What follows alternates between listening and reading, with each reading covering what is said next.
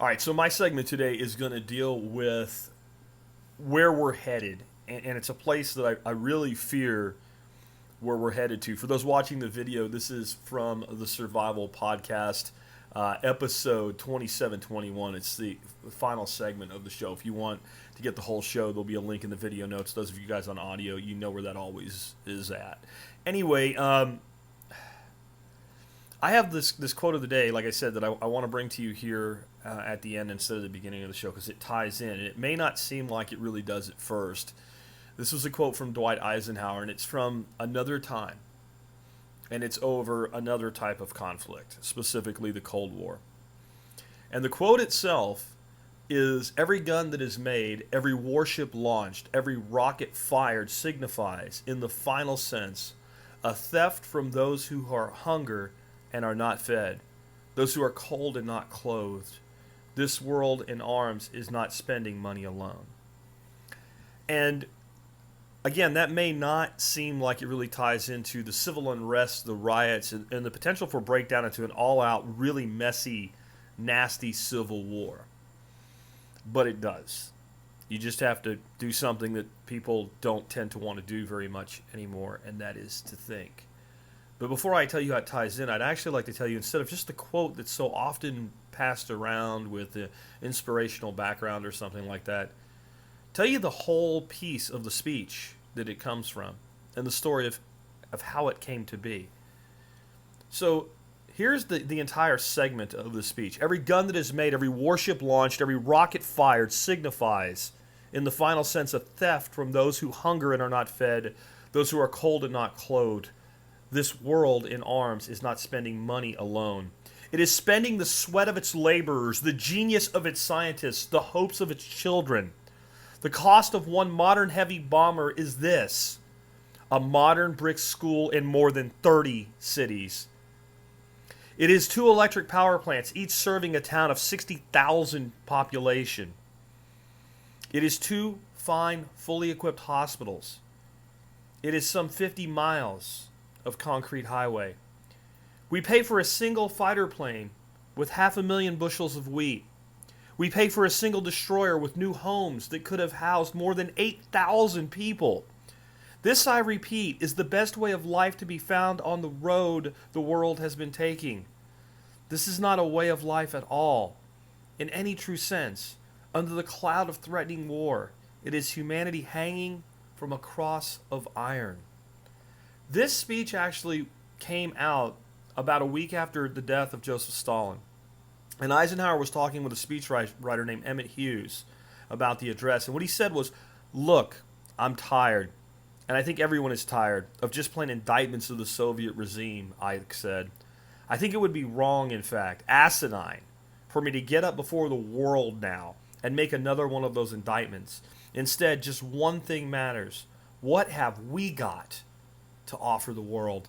As Eisenhower spoke, it seemed to Hughes that his contemplation was drawing to a close. Ike's thoughts were now coalescing. The president stopped, jaw set, stared out the window on the south lawn. A tiny speck of an F-86 Sabre buzzed across the sky. In an instant, his reverie broke. He wheeled around. "Here's what I would like to say.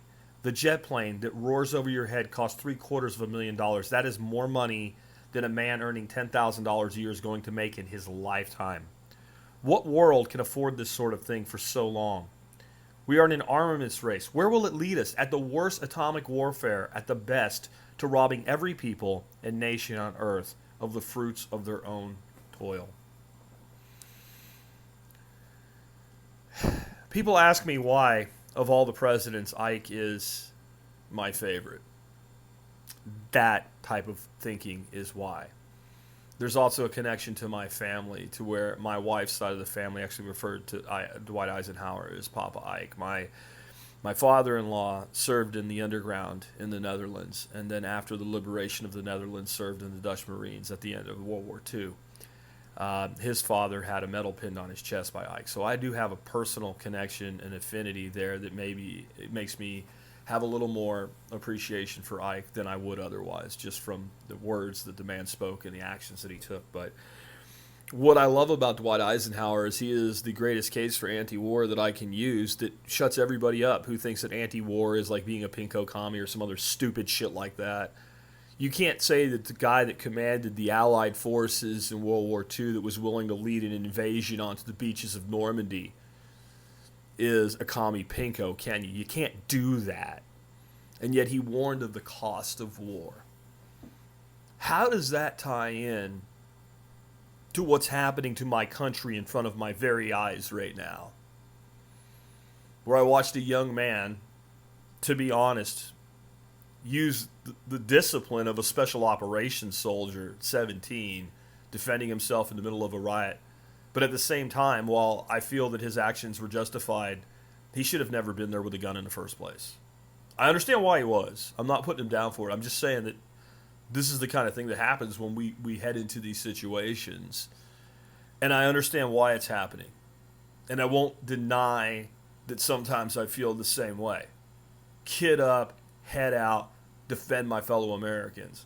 At one time I served in the United States Army. I made a commitment. I made an oath at that point to do just that at all times. All enemies, foreign and domestic.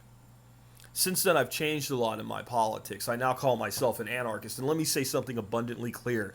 These assholes that you see out in the streets throwing bricks, throwing Molotov cocktails, hurting people, hurling bottles full of concrete at people's heads, setting shit on fire, locking people in buildings and setting those buildings on fires. These assholes are not anarchists, and I am tired of people using a very good name to describe very bad people. As an anarchist, I simply believe that all actions between people should be voluntary, nothing more. I'm an anarchist due to my moral beliefs, not my political affiliation or lack thereof. I believe that to use force on another individual for any reason other than defense of yourself or the defense of someone else or the defense of property is wrong and always wrong, infinity, period. I don't care what title you have behind your name. I don't care how many voted to have that force be used. I don't care. It's still wrong. It's always wrong. No title, no badge, no uniform can change that it is wrong to use force on peaceful people. That's what anarchism really is. And the people using the word on TV, you need to stop using that word. It does not mean what you think it means. These people are Marxists. They are Marxists using fascist tactics while calling themselves anti-fascist. They are not voluntarists. They are not agorists. They are not anarchist infinity. A little bit of a side there, because it just pisses me off every time I hear the word anarchist used that way. It doesn't mean what you think it means. What we have is far more dangerous. We have people that are being paid to do this. When you look at the fact that the 3 men shot, 2 killed, one with his a hole blown in his arm the size of a freaking baseball, it's hard to have sympathy for these people when you know who they are and what they did prior. One was a pedophile, convicted pedophile, rape of a 14-year-old. Another one of them was a wife beater. A wife beater. Convicted 10 times of domestic violence, including trying to choke his wife to death and holding her against his will. They call that wrongful imprisonment. It's kidnapping. Neither of those men should have even been free walking the streets if our justice system did whatever it claims to do. There's another reason I'm an anarchist, because our justice system does not provide justice.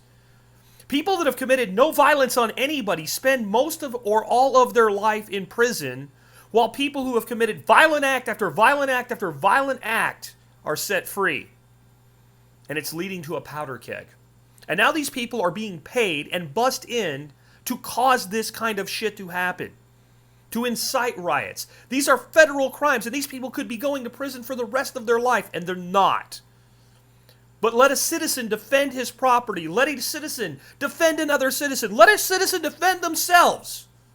And now we will prosecute them with the full force of the law. There is no doubt that we are headed to a dangerous, dangerous place.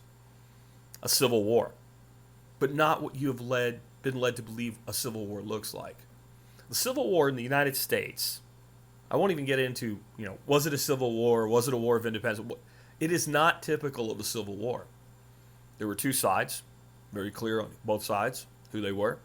They had geographic regions that defined the territory that they started the war with. And they fought a war that was very conventional, with soldiers and militaries under military rules. They weren't always followed, but it was war fought by soldiers against soldiers, with civilians doing the greatest suffering.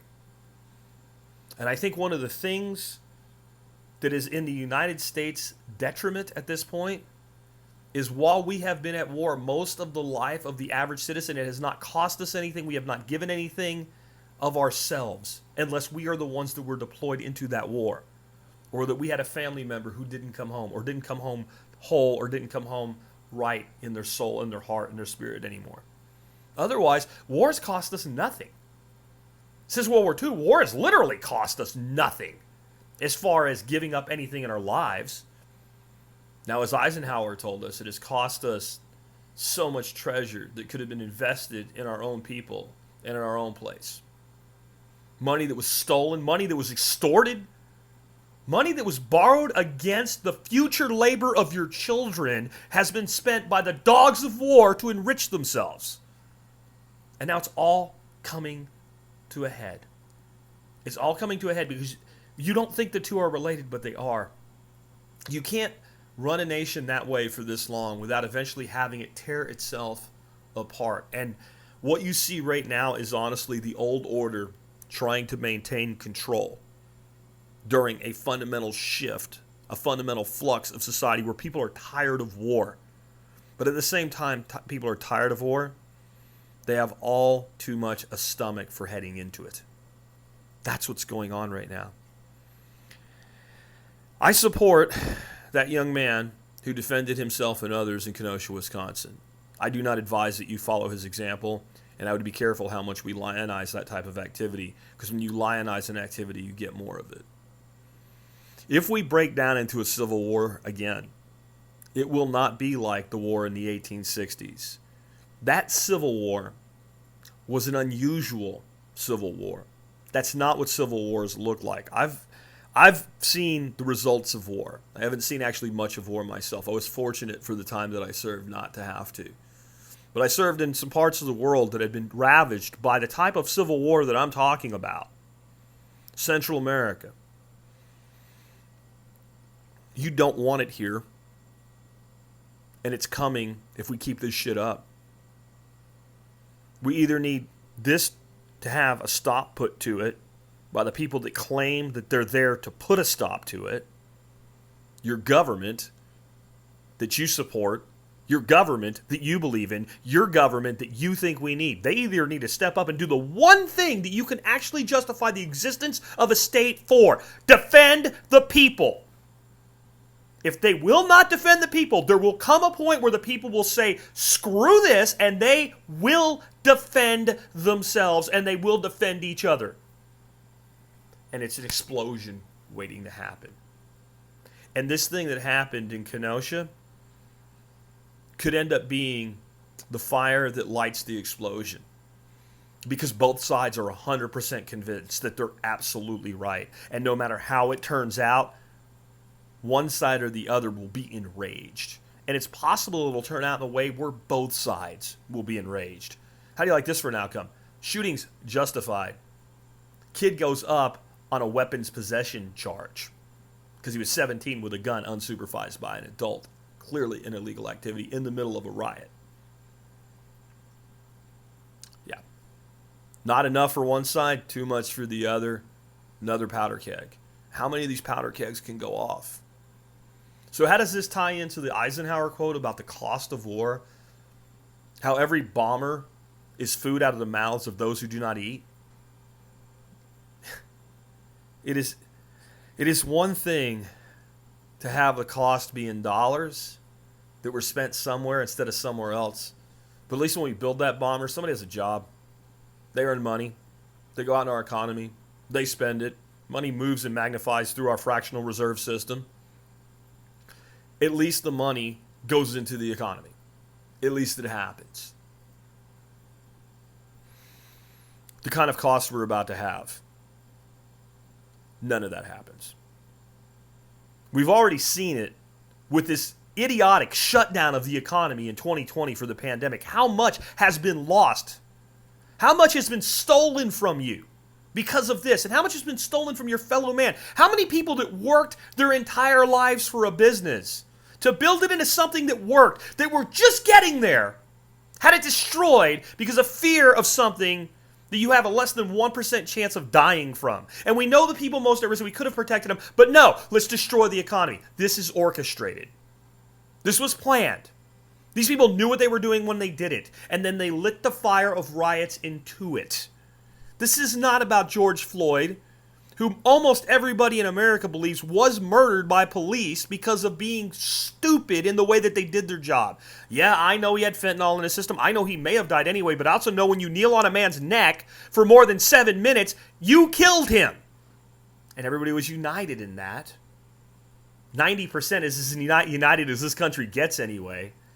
But then we had to light a tinderbox under it. We had to make people take... You can't have people thinking in common. You can't have people coming together and doing something about it. And I have family members who are police officers. And I told them 2.5 years ago, I know you want to just anchor down and defend your position, but you guys better come out and you guys better help fix this problem. You guys better start a conversation on this problem. And if you don't, the people that want to make sure that conversation never takes place will make sure that things go down in a way where it can't. And it can't be. And it can't be had right now.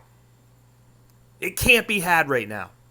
No matter what the police say, no matter what the police do, to half of people they're heroes and half of people they're wrong. There's no coming together right now. This has to end before that can happen now. It could have been prevented, but no. Now it will be the cost of our great cities. Not might be, will be, already is. And it will continue to spread. And it will continue to burn like the cancerous fire that it is. And it will only get worse from here. And some of you are so stupid as to cheer it on. General Lee, prior to the beginning of the Civil War, said a great and terrible war is coming. And if I could, I would free every slave that it not happen. I'm paraphrasing, but it was something to that effect. And he also said something to the effect of, idiots, he didn't use that word, he was more eloquent than I. Idiots on both sides are cheering for this, and they know not the horror of the war that they cheer for. Something to that effect. That's what's happening right now. There are people on both sides that want this conflict, and they have no idea the cost of it. And I feel that my words will fall on the ears of the deaf as I speak this warning. I do not feel that I can prevent what's about to happen. And I don't feel that somebody far more known than me, I don't even think, no matter who he was, not just Donald Trump, I don't think a president of the United States can stop what's about to happen. And maybe somehow we'll get lucky. Maybe they'll get their shit together and they'll put this crap down and they'll start hauling off these assholes that are coming in on these buses with weapons. Most of them have records. Half of them probably could be hauled in because of the rap sheet they have and where they are and what's in their possession for probation and parole violations. And they either put a stop to this or more people say enough. More people say, my city's not burning anymore. More people say, I'm not going to tolerate this. If you won't defend my city, if you won't defend my fellow Americans, then I will. And what you saw happen, it's a tiny flashpoint of a giant explosion. And I can't prevent it. And I don't pretend that I can prevent it. So this is my advice. Don't engage at that level, at this place. Back off. Get out of the cities. Form your own groups of defense. And be ready if it spreads to you. Let the people who want bloodshed have bloodshed. And then, only if it comes to you, beat them back in a way that I know most of you know exactly how to do. There is a reality that the people playing with this fundamentally do not understand. And if it goes that far, I'm going to tell you guys that are causing this shit, the people that are setting shit on fire, that think this is all okay, that are screaming defund the police right up until you get a a cat popped in your ass, and then you're crying like a little bitch baby for the police to come save your ass? You don't understand what you're jacking around with. You don't understand the people that just want to be left alone, how dangerous we really are. You have no idea. And the thing is, many of us have seen war. Many of us have seen the results of war. And we do not want to see it in our own country. And we do not want to be the cause of it. But once you make it happen, once it's there, you don't even want to know. You can't possibly understand what you're dealing with. I couldn't even begin to tell you. There are millions of us who not only are armed, we're trained. Many of us were trained by our military. Many of us are still in the military, and we're already pledged that we will not let this happen. And many of us have trained many others who have never served, but they've now received military training. You have no idea what you're asking for when you try to bring this on. But I'll tell you who does know. And I'll tell you this is why to avoid it. The dogs of war. They're just doing here what they've done all over the world. Don't you understand that? You know what? If you got off your ass from out from behind your damn monitor and stopped listening to MSNBC or Fox News and went over to a third world country that indeed is a shithole and saw what this looks like in another country, maybe you'd wise up enough to not want it here, not be okay with it here, not cheer it on here. You don't have any idea. And it will be different here. Because there is so much anger on both sides that it will not be, if you could call it any way, a civilized conflict. At least in true wars with professional armies, there are rules of war. And I'll tell you another thing you need to understand. You push this far enough, there are members of our military and law enforcement who will fire on the good guys. They exist. Do not kid yourself that they don't. The best won't. And most of us over here, we used to be one of them. We know people that are still there. So when we tell you that, maybe you should listen to us. And we are professional soldiers. Just because we're retired, just because we're prior service, doesn't mean we're not professionals anymore. And we're trained in guerrilla tactics. So that little bit of history that they gave you in your freaking philosophy class or whatever, where you think, well, no, you don't have a stomach for it. You don't have any idea. You don't know what it is to be cool under fire. You don't know what it is to know, not to think, to know. This is my sector.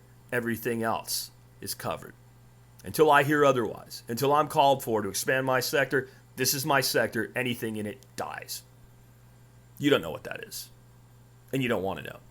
And those of you that are feeling real good about yourself right now because you consider yourself one of us, you don't want it either if you really think about it. The dogs. The dogs want it. The dogs of war from the Pink Floyd song. They have profiteered from every conflict that's occurred since before there was a United States of America, and they continue to do so. And they do so by destroying entire countries, civilizations, and cultures. And they send the most noble among us to fight their wars and die on their behalf so that they can make money. And when it just isn't working out anywhere else in the world, why not a little bit of it right here so we can get even more control? Because when you get a breakdown like this, it doesn't matter that we outgun them. The government that replaces an existing government during anything that approaches revolution or insurrection is inherently, almost always, worse and more tyrannical than the government that it replaced. We look back romantically at the American Revolution, and we fail to realize it is the exception, not the rule. It's not usually what happens. Almost every dictator, almost every tyrant, almost every tyrannical government that ever rose up and took over a region started as a revolution that seemed like it had a noble cause. It was nothing but a gateway to tyranny. That's what you're looking at now. A generation lost. So much prosperity destroyed out of anger at your fellow man who is not the enemy. And again, I don't see a way that we avoid this point. I pray that we do. And I invite you to enjoy and to join me with that. I know a lot of you probably just feel, oh, he's a good Christian man. I'm not a Christian. I'm a deist. I believe in a higher power. I pray of my own way. If you're a Christian, you pray your Christian prayer. If you're a Muslim, you pray your Muslim prayer. Jew, you pray your Jewish prayer. Buddhist, I don't care what your religion or your faith is. This is not what you wish to have befall your nation. Get out of the way, but be ready in case it comes to you. Reach out to others. Be prepared. And if it does come to you, don't give any ground. I'll advise you to back away. I'll advise you to, avoid this conflict, to get out of these cities. But if it expands beyond that, bring the hammer down. Bring the hammer down. With that, let's go into our song of the day. If you're watching the video, it'll just end and you won't get it because I don't want to violate YouTube copyright laws, but I will put a link in the show notes. This song is called The Dogs of War, and it's by Pink Floyd. The version I'm going to play on the air has some additions to it, and the video that I'll link to has a lot of old movie footage, and it lays the groundwork for how Americans have been set up to be controlled and to believe that when you speak against war, you speak against your own country. I made a comment today on Parler that if you really supported the troops, you'd want to bring them home. That it's not global defense, it's national defense. Stop trying to change the purpose of what our military is supposed to do. It's supposed to defend the nation, not the globe. And just some of the responses that came to that were just ridiculous. Fight them over there so we don't have to fight them over here. You're about to have the dogs unleashed right in your own backyard. This is not a good time in history. And what this song's about is that as bad and horrible as war is, it's extremely profitable to some. And they're not the politicians. We fight the politicians' wars, but the people that profit are not the politicians. They're the ones that buy the politicians with the profits. You never hear their names. You never see them. Even the people you like to throw around the names of, the Rockefellers, George Soros. There's people with unimaginable wealth. You don't hear their names. You'll never hear their names. And they profit off the blood and tears of children and the parents of those children who send them to war, in the belief that what they're doing needs to be done.